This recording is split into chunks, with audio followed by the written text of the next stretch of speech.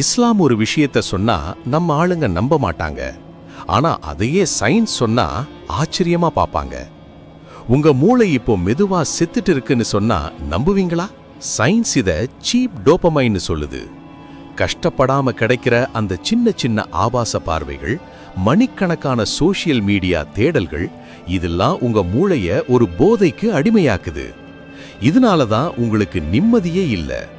1400 வருஷத்துக்கு முன்னாடியே அல்லாஹ் குர்ஆன்ல கேக்குறான், தன் மன இச்சையையே தெய்வமாக எடுத்துக்கொண்டவனை நீங்கள் பார்த்தீர்களா? ஆமா, நீங்க இப்போ அல்லாவுக்கு இல்ல, உங்க மன இச்சைக்கு தான் சுஜூது செஞ்சிட்டு இருக்கீங்க. உண்மையான கெத்து வெளியில இல்ல, தனக்குள்ள இருக்கிற அந்த மன இச்சையை அடக்கி ஆள்றவன் தான் உண்மையான சூப்பர் ஹீரோ.